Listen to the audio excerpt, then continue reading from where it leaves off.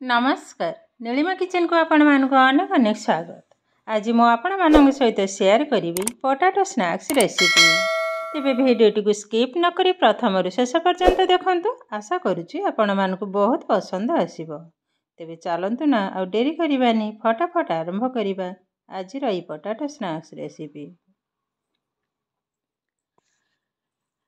इठी देखंतु मो एकदम छोट साइज रो आलू इठी मो 500 ग्राम रो आलू नेइछि ताको परिष्कार भाबरे धोई नेइछि।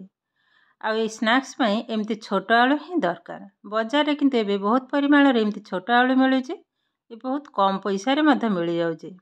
तो ता देहर मो 500 ग्राम रो आलू नेइछि परिष्कार भाबरे धोई नेइछि।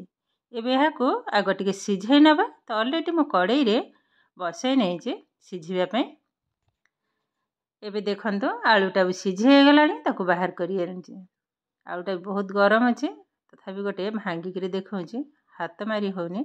देखंतु बहुत किंतु गरम अछि। टिके फैन तळे रखि नबा। आलूटा ठंडा हवा पर्यंत किछि समय टिके अपेक्षा करिबा। एबे आलू मध ठंडा हे गलानी। एबे गोटे बाउल रे ढाली नेबे। एबे हल्का टिके गरम अछि चलिबो। देखंतु एबे आधेरी किछि मसला को मध ऐड करिबा। एठी मो 2 टेबल स्पून कॉर्नफ्लोर नेछि। कॉर्नफ्लोर जदि नाही तो चावल चूना किंबा मैदा मध नै परिबे।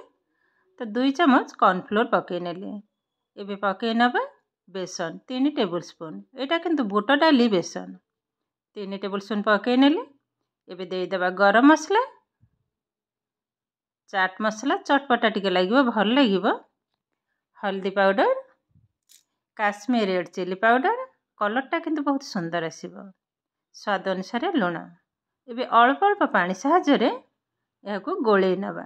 एकाथरे किंतु पानी ढालिबानी पतला हो जिवो। एकदम माख माख टाइप रे हबो। भलो भाबरे किंतु गोलेबा को हबो।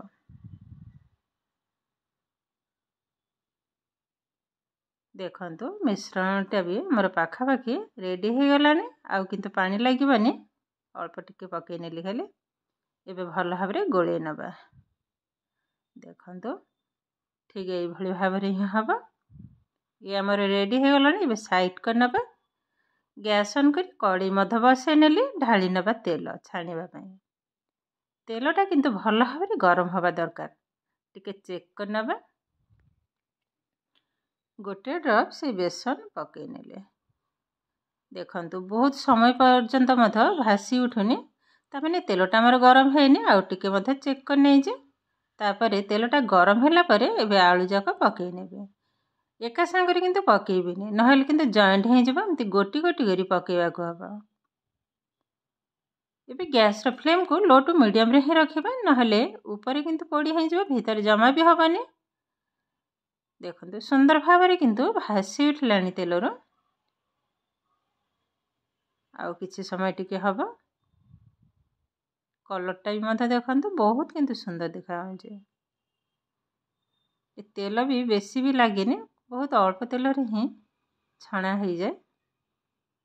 एबे रेडी हे गलानी। एबे गोटे प्लेट को बाहर कर नबा। तार कलरटा भी मध देखंतु केते सुंदर देखा होजे।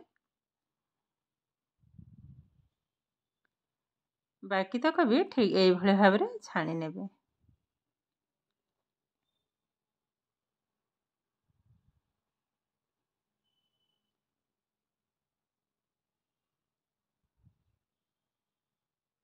देखंतु आरी भितरे आउ थरी मध रेडी हे गलानी। ताको मध प्लेट को बाहर करी आनु जे।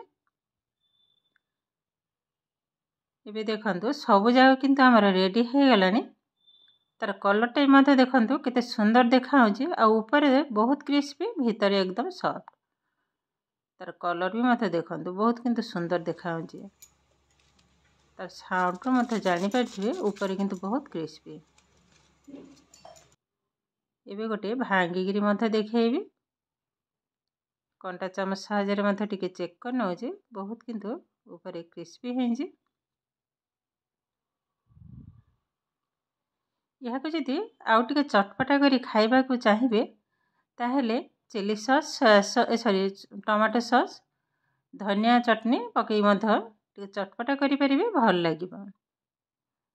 एबे भांगी करी मध देखौछि केतेटा क्रिस्पी होइछि ऊपर एवं भीतरटा केते सॉफ्ट अछि देखंतु भीतर देखंतु बहुत किंतु सुंदर होइछि। ये किंतु आमर प्रस्तुत हो गला आजिर पोटाटो स्नैक्स रेसिपी। आजिर भिडियोटी आपण मानकु केमिति लागिला कमेंट करने को जमा भी भूलिबेनी। आउ जदि भिडियोटी भल लगे आपणकर फ्रेंड्स किंबा रिलेटिव सहित शेयर मध्य करिवे।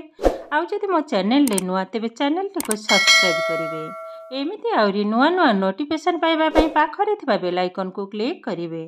ताहेले आजि पई रहुछि पुणी देखा हबो आउ एक नुआ भिडियो रे। नमस्कार।